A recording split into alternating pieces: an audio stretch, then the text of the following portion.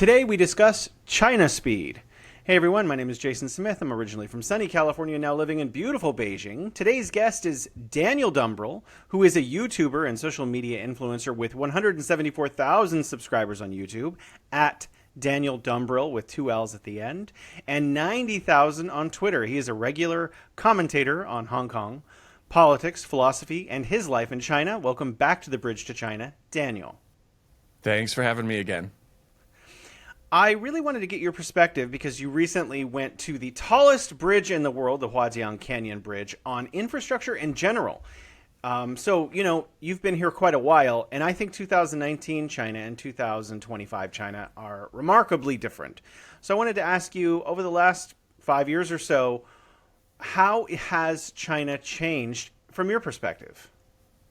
I mean, it's continually changing. The biggest change for me would have been when I arrived in China to now, so 2008 until now, which is the high-speed rail.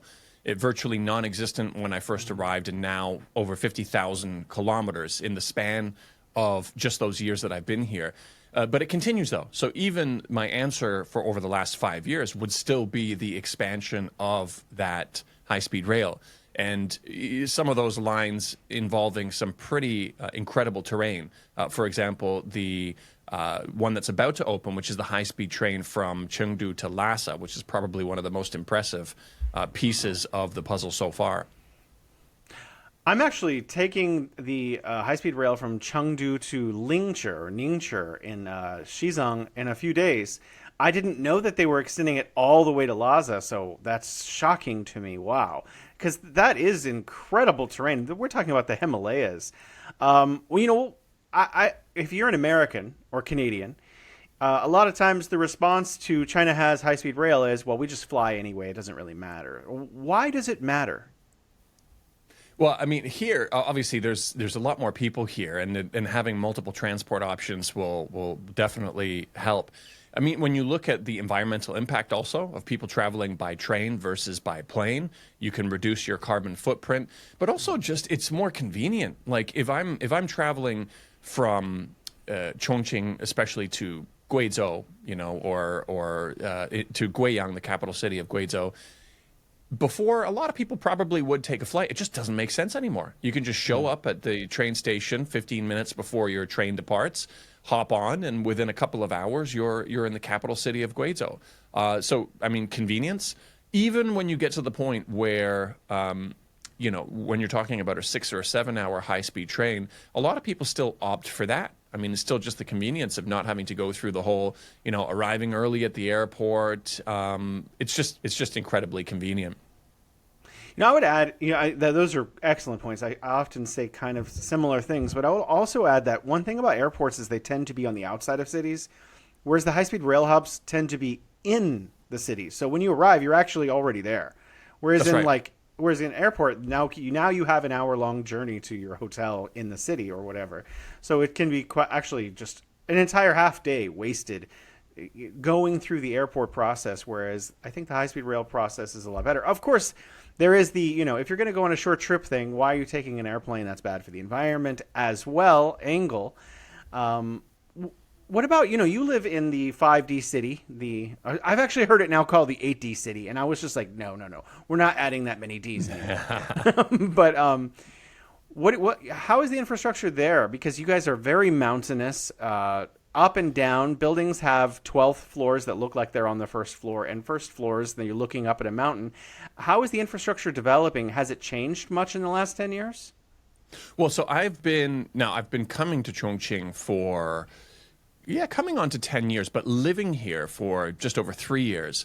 And even just in the 3 years, just talking about the 3 years, the infrastructure is continually improving. New lanes on roads, tunnels that go under, there's a tunnel from here that wasn't built when I first arrived here, but now I can it's about 5 minutes away from my house. I can just pop underneath that tunnel and then continue, no traffic lights, all the way to downtown, about a 20-minute drive, and I bypass everything. I bypass the whole city to get right into the center of the city. That's something that was built or at least finished while I was here. There's a new road that's just about to open up, which goes. It's almost a direct road right to my kid's school. I can't wait for it to open. That wasn't here when I first arrived. It looks like I haven't heard any news on it, but it looks like they're just ready to open it soon too. So just continually improving. I mean, I remember being back in Canada and being stuck in traffic or stuck in a commute and having these ideas of, man, it would be amazing if we had this. It'd be amazing if we could just tunnel through this or have a bridge that goes over this or, maybe a more direct route. But that's all we can do there is we can just dream. Here it actually happens. And so that's pretty much what I've been seeing. Well, this is really where I wanted to go with this. I understand that you are a Marxist, and so I wanted to ask you, a lot of people are saying, well, China's infrastructure development is because it became capitalist. And so I wanted to get your take. How does China's central government get all of these projects completed when the West has just dropped the ball for the last 20, 30 years and nothing's getting built? So I want to clarify one point. I think I identify most with, when I'm talking to people who have different ideas on how economies should be run, I definitely connect most with the ideas and principles of what Marxists say. But I've never actually defined myself. I've never defined myself as any of those things. Now, I don't want to pull like a Jordan Peterson who never admits that he's like a Christian. I don't know if you saw that they changed the debate title that he had to. He says, no, I never actually said I'm a Christian. But no, even with that aside, and with me agreeing with mostly what that crowd says, I think the most important thing is just the way that the government is set up. You don't have these competing governments that sometimes just try to disagree with the other side just to distinguish themselves or to create a camp of their own. Or you have a plan where all of a sudden 5 years later, because it's a new government in place, completely changes and you scrap the old plan.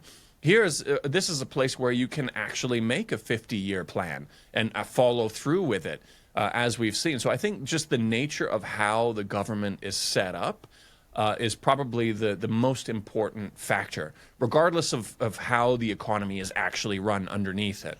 And, it's not to say, I wouldn't say that this is the right system for our countries. We still have to get our act together and figure out what to do. I don't necessarily think they should copy and paste China's system. I don't even think we would be able to accomplish the same thing with China's system copied and pasted over there. But for people to criticize it and say that China should be adopting Western liberal democracies when they're clearly doing really well with this system, sometimes just sounds really ridiculous to me. So I think that's the most important factor, though, is just the structure of the government and this merit-based system where, people in power earn their way into those positions by demonstrating they're capable of leading and demonstrating that they're actually able to accomplish things, rather than having a popularity contest and deciding who has the best marketing budget and the best marketing skills, or who can divide the population perfectly, just over 50%, just enough. You don't need everybody. You can completely alienate everybody else, but as long as you get enough people on board, it's honestly, when it sometimes seems like a clown show in comparison to what's going on over here. I want to talk about Chongqing for a moment because, as much as I try to show people Changsha or Wuhan or Qingdao and say they're also comparably beautiful cities in other places of China, the world is just like, no, I'm sorry, Chongqing. Chongqing is the place that everyone wants to go. If they come to China, they want to see this city, especially from the opposite bank looking at the peninsula. Was it that way 10 years ago when you first started visiting Chongqing? How was it 10 years ago? 10 years ago, it was still a pretty special place. And it really did have quite a unique personality. My experience 10 years ago did play into my decision to say, yeah, you know what? I think Chongqing is a city that I could settle in. So no, it was still an amazing place back then. And all of these new things that have started happening is just kind of the cherry on top. It just makes it even better. But all of those cities you mentioned, though, like, Changsha and Wuhan and all these places, they're very beautiful cities as well. But I can't imagine living anywhere else for the time being. It's just, it really is such a cool city. You mentioned all the cool things that started happening. In terms of, for people who haven't don't have Instagram. What are the cool things that are happening? What has Chongqing done in the last few years to stand out really from all the other cities in China, but really a lot of the other cities in the world too? Well, I mean, I think they've designed their city in a really beautiful way. The balance of greenery to city is really nice. You know, you have trees all over the city. You have really nice parks. Obviously, you have the night shows, which is an entertainment factor. You have all the buildings lighting up, and I know some people think that's a kind of a superficial thing, but it's cool. I mean, it's when you're. I mean, one of the things I really like about Chongqing also is it's motorcycle friendly. So you know, you imagine riding your motorcycle through the streets as you've got these towering buildings above you with all these different colors and the bridges lit up with different colors. It's just a cool looking city. Obviously, the geography of this city to begin with gives it a head start also. The fact that, like you said, you know, you've got these buildings where you enter in on the first floor on one side, and then all of a sudden you're on the 22nd floor without hitting any steps whatsoever on the other side of the building. It's a really unique city in that sense. And then what they're actually doing is just obviously continually improving the city with all of these new bridges and tunnels and making getting around and making it so that you're able to see all of these things very easily, more accessible as well. You know, when I go on Xiaohongshu, I'm oftentimes looking for the coolest new tech that's going on in China, and I see a lot of drone shows. 9 out of 10 drone shows I end up finding on Chinese social media are happening in Chongqing. So, like, when you go outside, are there just drone shows all the time? Why does it seem to happen? Always happen there? I guess the city has put a lot of money into the drone show, and also just again focusing on the entertainment factor of the city. I think that just seems to be one of the values of the city. And so they had, I think what it was, I don't know if it's been beat again since then, but it was the world's biggest drone show with, I can't remember what it was, 10,000 drones or something like that in the air, which I went down to go and take a look at.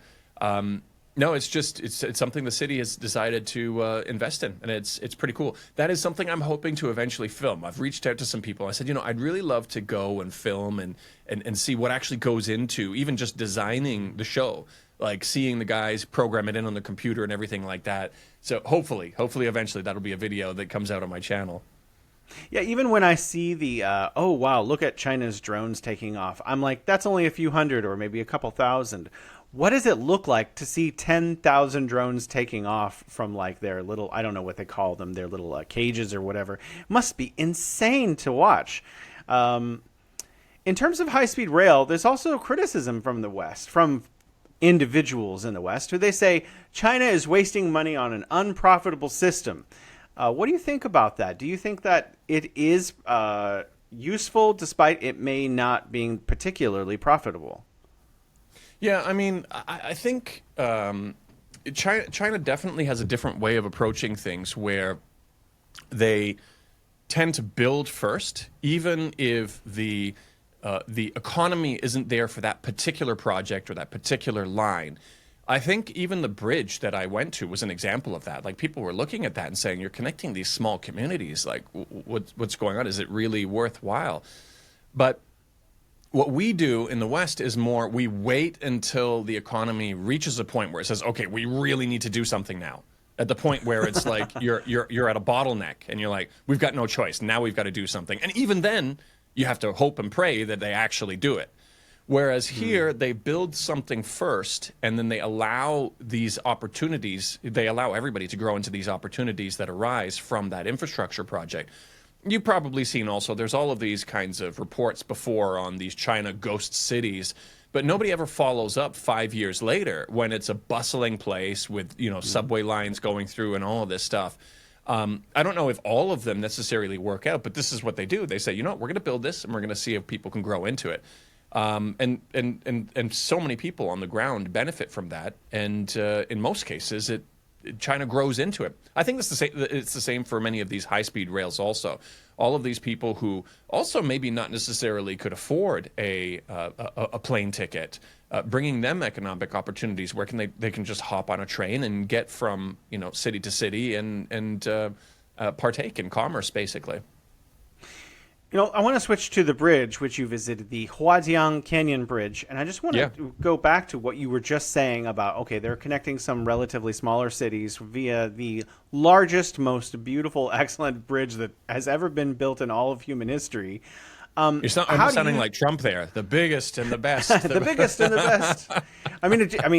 Just the light shows at night. Okay, let's just before we talk about your personal experience, how do you think the infrastructure of that bridge is going to affect domestic tourism and the local economy for these relatively not super prosperous communities that maybe have new opportunities? Yeah, I mean, that's a good point because Guizhou has historically always been known as one of the poorest provinces in the country. And yet they're getting these mega infrastructure projects that first world countries could only dream of. And while I was there, I don't need to come up with any theories. Even before the bridge opened, because I was there before the bridge actually opened, those local communities were seeing a massive boost in business.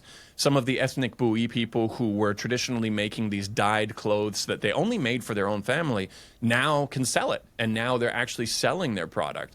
The Mingsu, the kind of homestay that I was at, his business is absolutely booming. Again, before the bridge even opened. When it actually opened, they had to restrict the number of people that could go into the service station that is next to the bridge because there were just too many people who wanted to go and visit it. So naturally, it's going to bring so much business to those local people who never really had an outlet for their products or services before. Okay, why did you actually visit the bridge? I want to really badly. I haven't made the time. I probably will in the next year. What drew you there?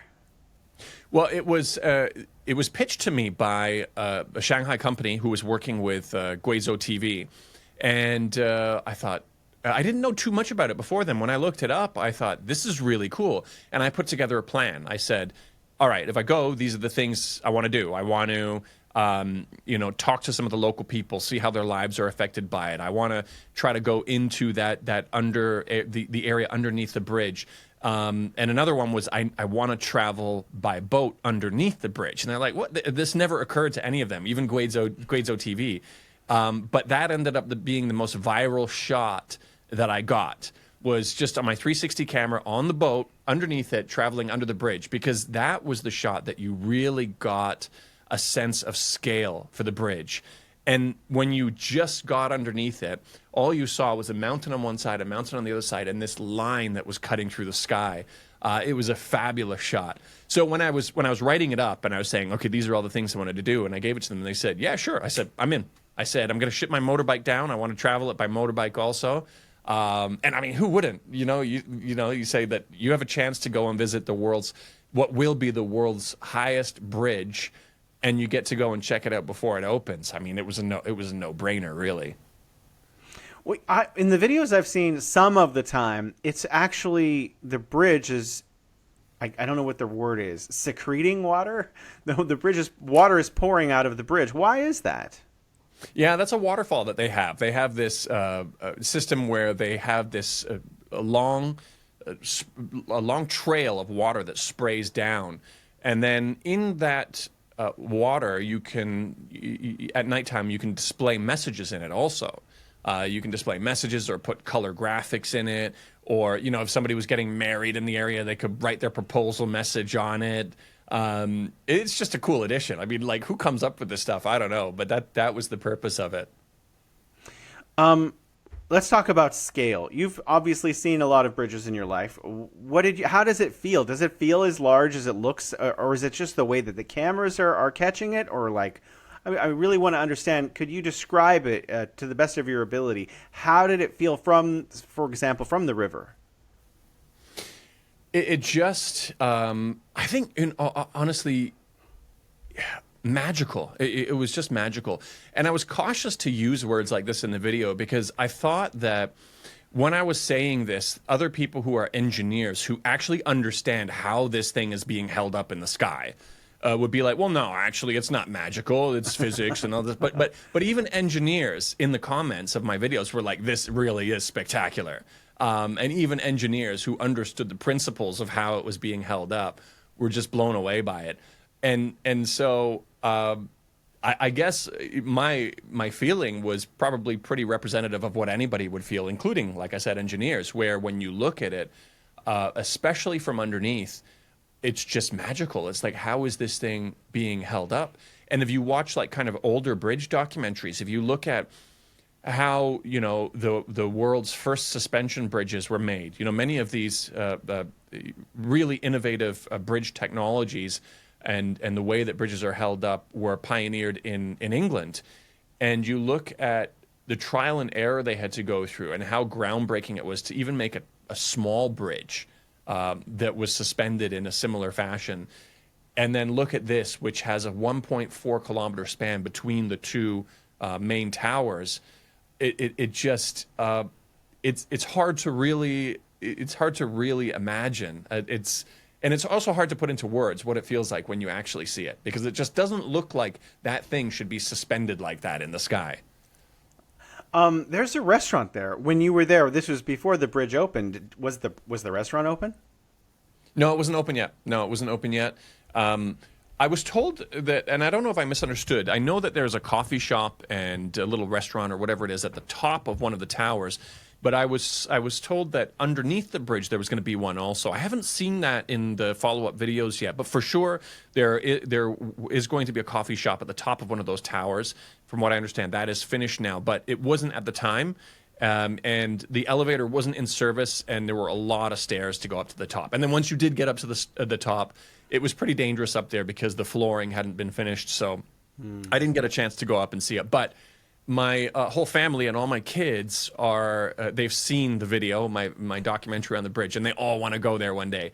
Even my 4-year-old, we were out in west of Chengdu on the weekend, and in the distance she saw a bridge, and it kind of, it didn't really look like that, but she saw a bridge, and then she told her mom, she's like, oh, that's the bridge that Daddy went to. I'm really looking forward to going to see that bridge. So I definitely have to get the family out there again, so I am going to get a chance to see it eventually.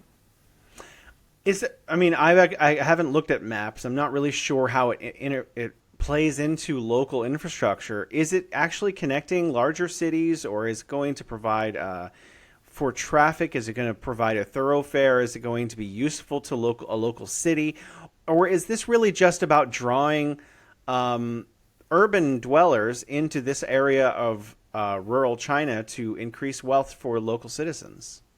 No, definitely there is a greater connection also from Guiyang out to Kunming and all of these other cities in Yunnan province. So, no, definitely it will help with traffic going from one major city to the other, in addition to connecting some of these smaller communities. So, yeah, that definitely is a factor that's involved as well. China often uses different kinds of tourism. Like, let me give you an example. There's a place in Hebei province called Taiheshuijian, and it used to be one of the poorest places in all of China. And then they built like a tourism street with all kinds of like little shops and restaurants, and it's like ancient China. And so lots of people come from huge cities nearby. Beijing, 21 million people. Shijiazhuang, 11 million people. Tianjin, again, I'm not sure what the population is, but it's like one of the super cities. So all of these people on the weekend, they want to go out to the countryside, and a lot of the poorest places in Hebei have been transformed into destinations for these urban dwellers to go play, and it's transformed the lives of people there. Did your visit provide insights into how China is balancing the need for infrastructure with the need to help rural citizens and their lives? Yeah, I mean, the bridge itself has a tourist element to it. Underneath the bridge, they have bungee jumping, tightrope walking. Obviously, you still have a harness on. There is a track that you can walk on the outside of the bridge, again with a harness, and you're just kind of balancing on this small track that goes around. And so they've built in tourism elements to the bridge itself. And it looks like they're going to make a lot of their money back from just that. Some of the items, if I remember correctly, the bungee jumping is quite expensive. It's if I'm not mistaken, it's about 3,000 renminbi for a jump. And there doesn't seem to be any shortage of people who are going to do that. When it first opened, there were a bunch of base jumpers from around the world that came to the bridge also. I don't know if they were charged or not. I would imagine they weren't. I would imagine it's part of the promoting of the bridge. But in future years, I believe there's going to be one time of the year that they open it up to base jumpers. Probably in the future, they'll have to actually pay to base jump from it. But there is a tourism element that will recover some of the cost for the bridge right there. The surrounding area, I would imagine they would build into it. The one main guy who I stayed at his homestay, he's expanding rapidly. He's opening up more rooms, renting more of the village homes to prepare for the number of visitors that are coming. There's some little tourism spots where you can visit some of the older bridges that were built, in the 80s or, earlier on. But I think that the immediate local area, they probably need even more than that. I think that now that they see all of these people coming, I think you're going to see a lot of stuff build up that wasn't there when I was there. But ultimately, tourism and tourism dollars are going to be pouring into these areas. You live in Chongqing, which is south central China. I don't know. I'm just going to guess that's how to describe this. You've been to Yunnan as well, right? Oh, many times, yeah. Have you been to Dali? I have 3 or 4 times. And there's another one. I can't remember. It's further up towards the border with Xizang. There's a couple of little towns also that are really popular. Xishuangbanna, yeah. Yeah, so could you tell us a little bit about your first time visiting them versus the most recent time visiting them? Because it seems like this is going on all throughout China, where China is really trying to get people out of urban areas to spend their money in rural areas as a means to create wealth for rural citizens. How has Dali developed over the period of times that you've visited it? Dali has always been a really cool place. I'm not sure if there's too much you can really do because it's got this kind of small town kind of a feel. It's built around the lake there. You just see an upgrade in the kinds of facilities there, like hotels and things like that. But it's kind of a small place. And I don't know if Dali is the kind of place that you could build up into a mega city and still have it retain its personality. But the roads to get to Dali have certainly improved, and the road to get to these different places. For example, the first time I went to Shangri-La, the road to get to Shangri-La was pretty, I wouldn't say treacherous, but it was a windy road that took you a really long time to get up to Shangri-La. But now there's highways that go direct from Lijiang all the way to Shangri-La. I haven't been on that highway yet, but in the case of Dali, it's probably been more incremental improvements, improved accommodation types, and better roads to actually get there. I wouldn't ever really want to see Dali turn into like a Chongqing though, or something like that. It's got its own unique personality. So it's hard to say what it really needs above and beyond just some more kind of unique tourist attractions or anything like that. I went to Shangri-La on the new highway, so I didn't know that it was treacherous. I only just went, I think, last year. By the way, my wife didn't adapt well to the altitude because it's actually quite high there, and she ended up getting sick after like the first day, and we had to immediately get in the car and drive down from there. It's a wonderful, beautiful village for China. It's actually quite large, but I think people need to be aware that if you're going up there, you're going to need oxygen, or you need to be really healthy, have an excellent cardiovascular system, because the altitude is quite high there. When you went up there, what was your experience of that? Because I thought it was maybe one of the most beautiful places I've ever been in my life.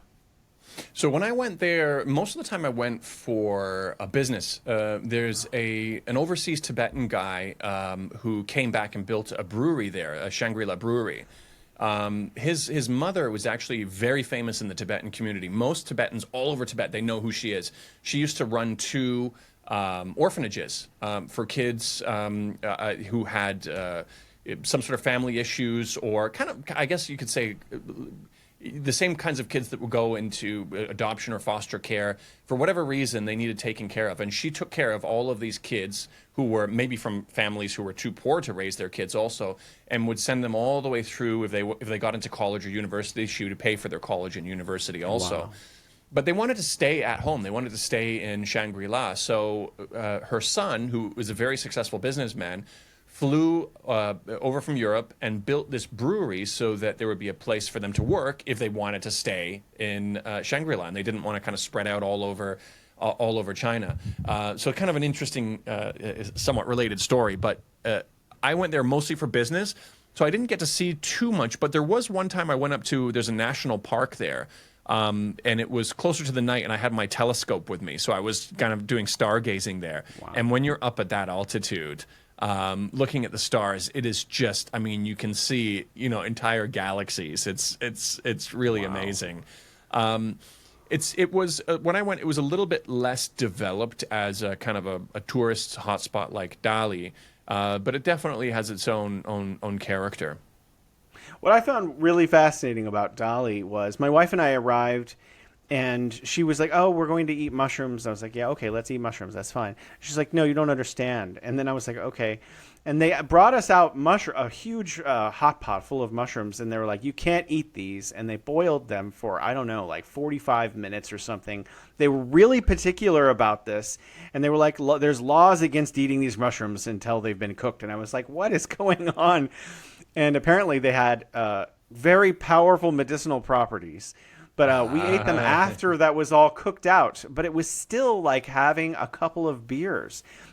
Eating the mushrooms felt like, we had a weird feeling for the next hour or so. It was very peculiar. I didn't think that this sort of thing existed in China. I'd like to switch over to talking about you and your business opportunities here, because what I get a lot of are people who are like, "Oh, I want to move to China." And I'm like, it's not as easy as you think. But you managed to come here and open a business. Could we talk about that experience a little bit? Yeah, sure. Yeah, I mean, my first, well, I was doing trade before, which it consisted of purchasing product from China, shipping it back to Canada. But the first actual China-based business that I made was the brew pub, the brewery, where I was brewing our own beer. We were serving it in our own facilities, and then it expanded into distribution. Our beer is available in multiple bars now, and we're kind of slowly expanding, have multiple tap rooms. When I first opened that, it was, before we started this video, you were asking about, whether I needed to have local partners, and I know a lot of people take that route. But I opened it 100% on my own. I did it through a Hong Kong company. I first opened a Hong Kong company, and then the Hong Kong company opened up a branch or a subsidiary in mainland China. So the mainland China business was what was called a wholly owned foreign enterprise. And now, in the last couple of years, I've sold 75% of that business, so I'm still 25%. But now I have partners.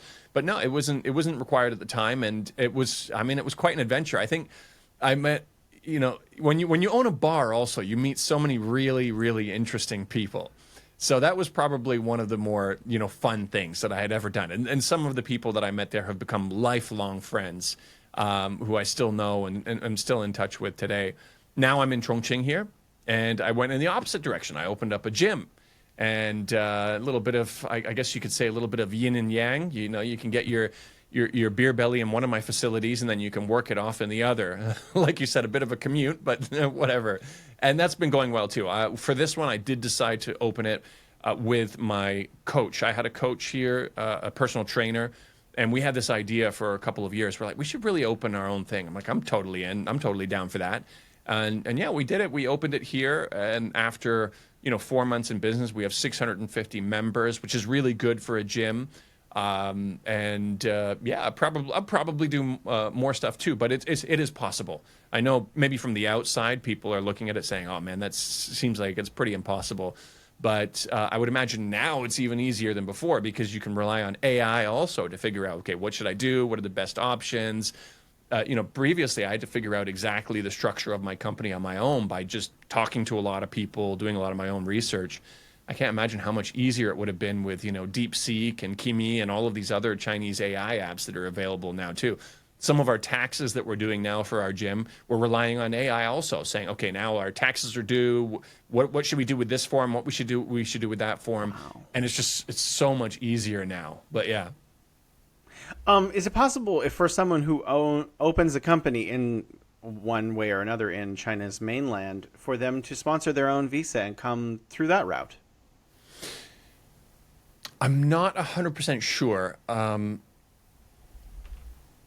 I did have a visa in my Shenzhen brew pub company that was attached to my brew pub. Now, I can't remember off the top of my head if it was tied into a minimum investment requirement, because a brew pub is quite a big investment. You have all your equipment and everything like that.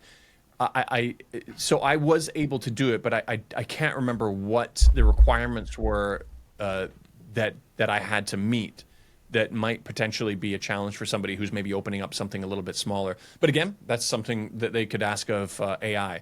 But based on my experience, it is possible to create your own work visa through your own company. What the minimum requirements are, again, they would have to look into. I'm not sure people always associate maybe China with having gyms, but China wins enormous amounts of Olympic medals, and so there must be an enormous need for getting in shape, especially kids, because I mean, if you're going to be in the Olympics, you didn't start 5 years ago. You started when you were a kid. So are there a lot of competitors? Is Chongqing full of gyms? Or are Chinese more interested in going to the gym now than before?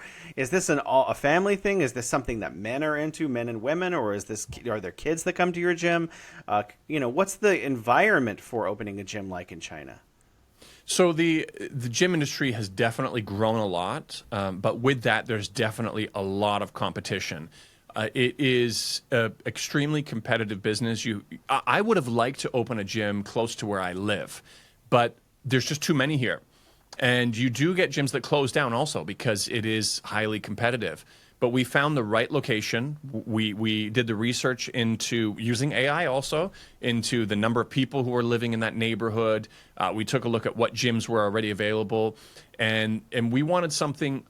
Our gym is a little bit more raw. Like, I don't know how to explain it. I have an American friend here who just signed up for a gym membership over the weekend, and he said this kind of reminds me of these like '90s gyms in the U.S. and your weight plates, they don't have these rubbery things on that all these other gyms have. It feels like Arnold's Gold's Gym or something like that. So it's a little bit more raw, just really good equipment, and so we decided that would be our niche.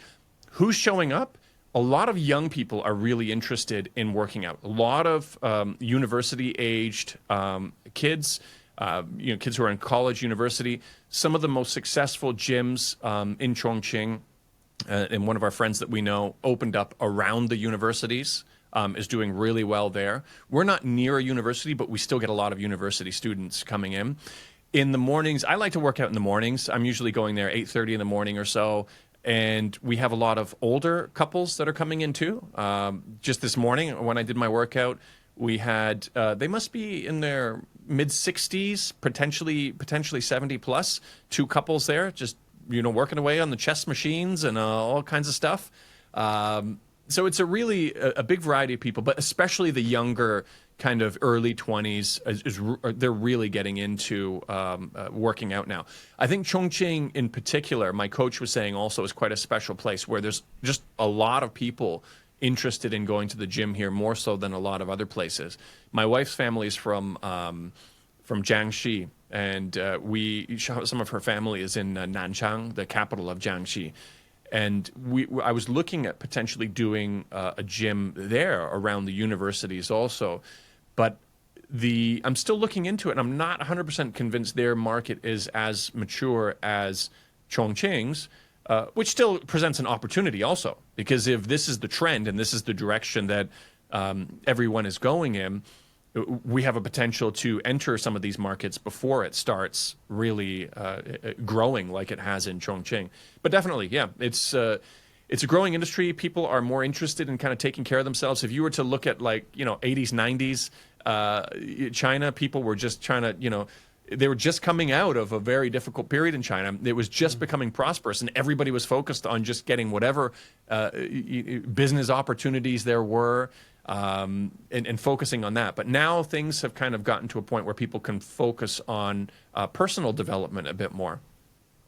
I was just going to ask you, there are all these free gyms in China where if you go to a big public park, there's oftentimes a ton of equipment out there, but they don't compare in terms of the degree to which you can do strength training. They seem more like quaint to me, because there's a lot of them around my house. Every major park in Beijing around my home has these huge gyms, and there are a lot of elderly people, especially, who go to those and they use them, and they're mostly like just turning a big wheel or something.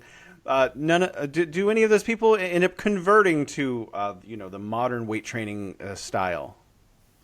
I'm not sure if the older couples that are there would have used those things before, but it's a good question.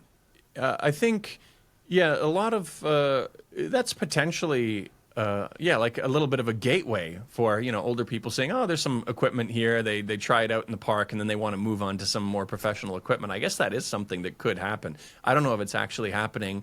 But yeah, you're right. Here, same thing. They've got all of these kinds of either the wheels that you turn, or you have these things you put your feet on, and you can kind of move back and forth like this on them. I don't know what they're called. Right. But, Yeah. yeah. It hurts really bad if you hit your shin with one of those things. You gotta be careful around those things.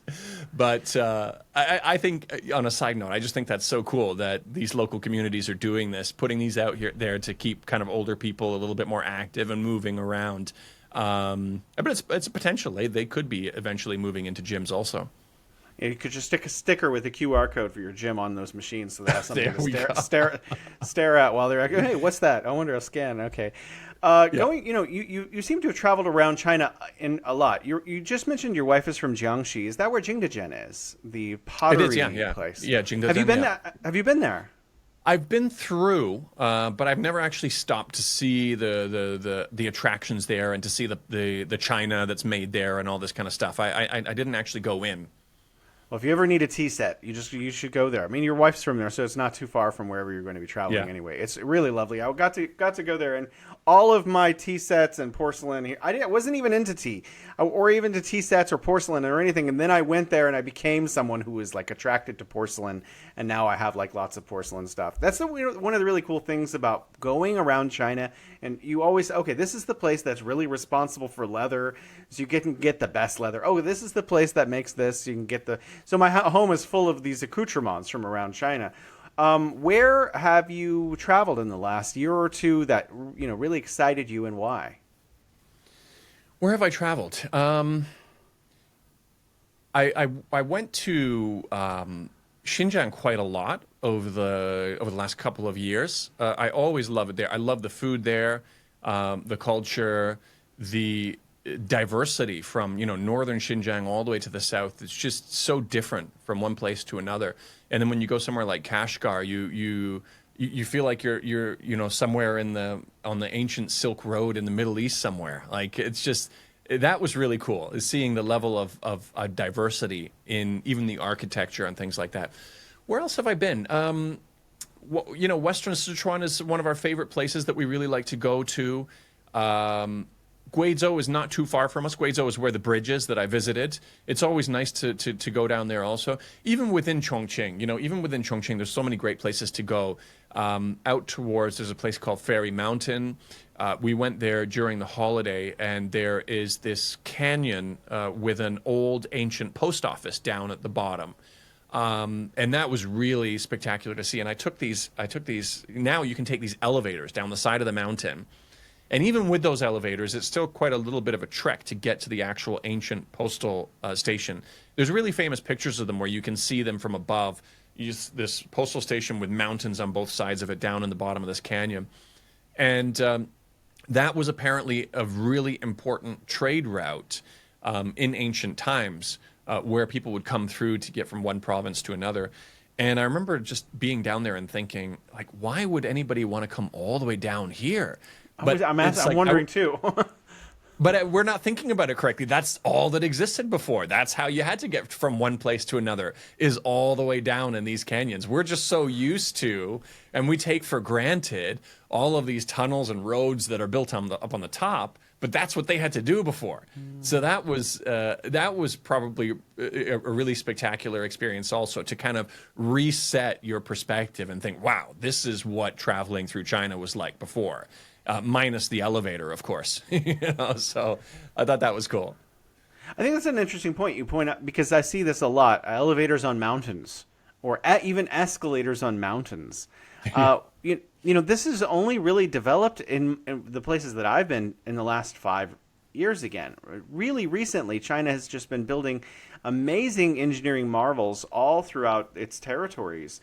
You're from Canada, and you were mentioning earlier when we were talking, wow, I wish we could have this. I wish we could that. If we could just put a tunnel through this, or do you think it's possible for the West to get its edge back to some extent and start seeing, okay, China is really showing us up. Maybe it's time we built something.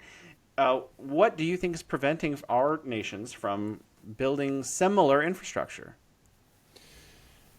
It seems to be the nature of the system and the divide that is continually increasing in our societies. I mean, our societies are just so divided that to get into politics, it's almost a requirement to play off of these divides, and so if somebody else who doesn't happen to be a part of your party or your club or whatever it is proposes a really cool idea, you got the other side that's just going to oppose it out of principle because it came from somebody other than their own side.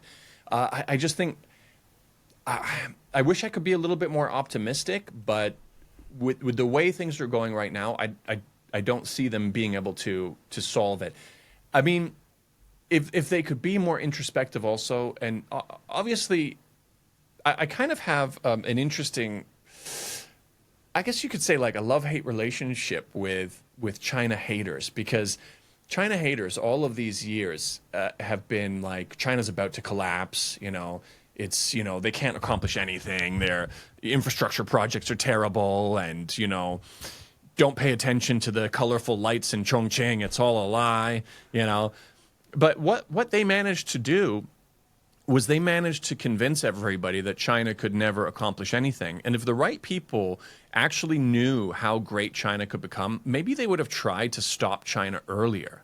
Maybe they would have actually tried to contain China earlier than they did. But now they're trying to contain China, and it's just too late. They can't anymore. So it's a good thing that happened. But they've kind of been robbing themselves also, because they don't believe all of these things that China has accomplished, so they don't have this point of reference, and they're not asking their own government, saying, well, if China can have this, why can't we have it? I heard an interesting, a really good friend of mine who's a professor of Marxist studies. I can't remember his exact title, but anyways, he was telling me the same kind of a thing happened with the Soviet Union also, is when the Soviet Union was around, and obviously every system has their advantages and disadvantages, but one thing that happened was like workers' rights were prioritized in the Soviet Union, and when they existed, workers' rights in America were far better than after the Soviet Union had collapsed, because after the Soviet Union had collapsed, they no longer had this reference point where workers in America would say, well, look at the kinds of benefits that they're getting. Look at how they're being treated. How come they're getting this benefit in their workplace? And they would be forced to compete. But after that was gone, apparently from that point forward, workers' rights, particularly workers' rights, just dropped drastically and continued to drop after that. And so imagine, for all of this time, they've managed to convince everybody in the West, ordinary people, that China hasn't really been doing anything interesting. China hasn't actually been doing well by its own people. This has prevented them from demanding that their governments start delivering them similar advantages and similar projects. So maybe that part will change, that it's getting harder and harder to hide what China has actually accomplished. Maybe from that pressure, there could be some change. But I'm still, not too far on this. I wish I could be more optimistic, basically.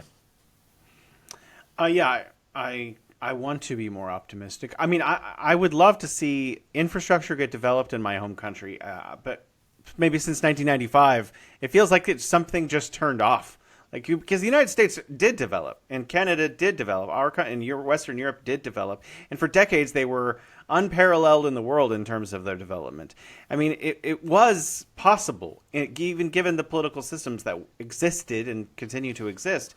However, at some point it just all stopped.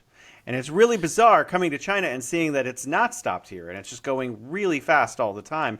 And I have to wonder all the time, what changed in my own home country that everything stopped, but everything is continuing in other places? I think because I think go ahead. Yeah, Oh, sorry. Yeah. Yeah. Well, I mean, one of the things too is obviously the corporate power has increased, and corporations decide where the country goes, and they're not deciding what's best for the majority of people. They're deciding what's best for their own pocketbook.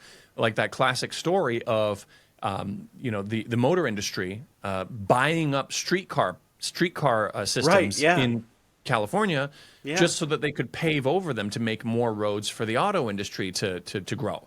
And now you have all of these non-walkable cities that have prioritized automobiles, where it's almost impossible to live in the majority of places in North America without having an automobile. If China had the same issue where corporations were deciding the direction of the country and could do things like that, China would be nowhere near where they are today in terms of the types of infrastructure that's available for people and that serve the greater good of people. So I think that's something that definitely needs to change too, is the way that lobbying funds work and the way that corporations are actually able to control the direction of your country and even control the direction of which countries you go to war with. I mean, that is probably one of the key elements that needs to be fixed. Well, let's switch to modern politics for a moment. Political economy.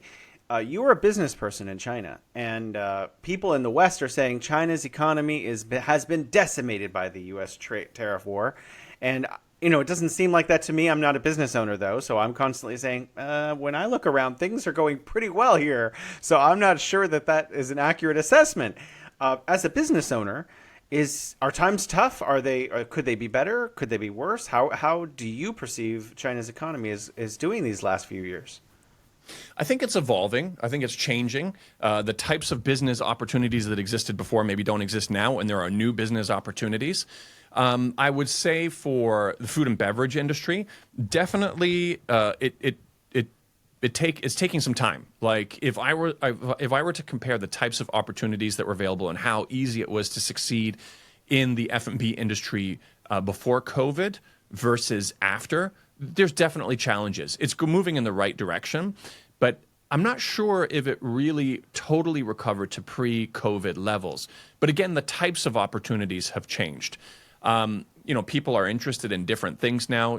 Before, the one thing that people wanted to do was they needed to save up for a property. People are a little bit more open-minded to that. They definitely aren't thinking about buying 2, 3, 4 properties like people were really hoping for before, or people who are successful. So they've got more money to spend on themselves. So the fact that there are so many gyms in Chongqing, or we could open this gym and have 650 members, is also a positive sign of potentially an area of business that didn't exist 10 years ago, or at least not on the same scale. So I think there are challenges. I also heard another thing where there's a lot of people that talk about the youth unemployment rate, where it's very high in China.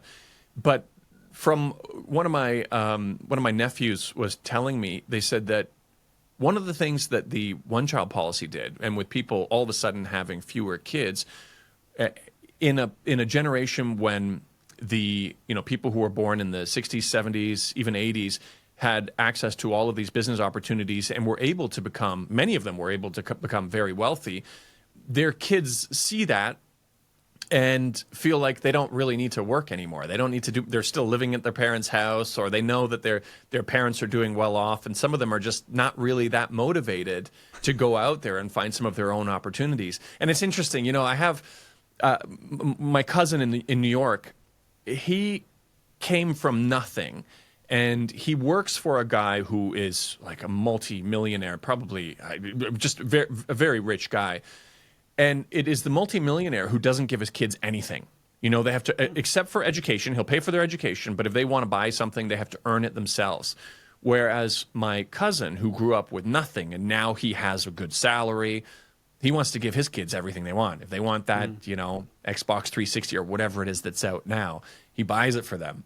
And so I think maybe there was a little bit of that too, that there were people who came into money here, and now they want to give their kids everything that they didn't have while they were growing up. I think there's probably, at least this is what my nephew said. I don't know if it's true or not, but I think this might be contributing to the youth unemployment rate also. Not necessarily that there aren't opportunities out there, but there are some people who are not really trying as hard anymore. But I don't want to take away from the fact that, of course, there are challenges post-COVID where, again, it took a while for business to recover, and or the types of business opportunities that are available have changed. So I want to make sure that I'm not painting everybody with the same brush. There are probably people out there who are trying, but for whatever reason, the particular industry that they're trying in just doesn't have the same opportunities that there were before. So it might be a mix of these kinds of different things going on.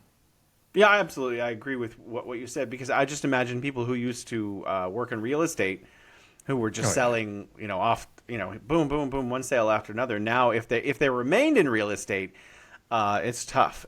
But if they left, they're probably in a totally different field, because obviously real estate is not selling as fast as it was at one point. So all the people whose economic personal lives were built on that industry are having to find new employment or suffer slower sales. I wanted to ask you one last question, because you mentioned you were doing exports when you were in Hong Kong to Canada. The United States has targeted both China and Canada, among many other countries, in its tariff war on the world. I don't know. I don't imagine. I don't know if you're still doing exports, but I imagine you know what's going on. Is China still exporting to Canada? Is that going well? Is it being used for transshipments to the United States? What's the relationship of exports from China to Canada right now? From what I understand, Canada is not. The relationship between China and Canada hasn't been impacted as much. I would imagine there's probably some of that going on, where there's stuff being imported to Canada and then shipped down to the U.S. Although I'm sure they have mechanisms to catch that also. But I'm not doing export to Canada anymore. From what I've seen, Canada itself is having a really difficult time business-wise also. I think that would probably be the biggest impact, is just the economic activity in Canada isn't at a level where they would perhaps be importing as much as they were before. There was I can't remember which banking group it was, if it was RBC, Royal Bank of Canada, or one of these banks, had some sort of a pretty terrible stat, a terrible sounding stat, where 40% of small businesses were going to go out of business within the next 5 years, or something along the lines of that. I was looking at potentially investing in a small commercial property in Canada, and I was told by a lot of people that now's not the time to do it. There's a lot of shops closing down. You see, in my parents' town, a bunch of Toys R Us are all closed down. The signs are still up for the past few years, but I think that would probably be the biggest impact, more than any sort of geopolitical trade issues. But again, I'm not actually doing that trade anymore, so I don't have as much of an ear to the ground as I did before. Always amazing listening to your insights about China, about Canada, about the world, about your life here. Thank you so much for your time, Daniel Dumbrill. Thanks for having me.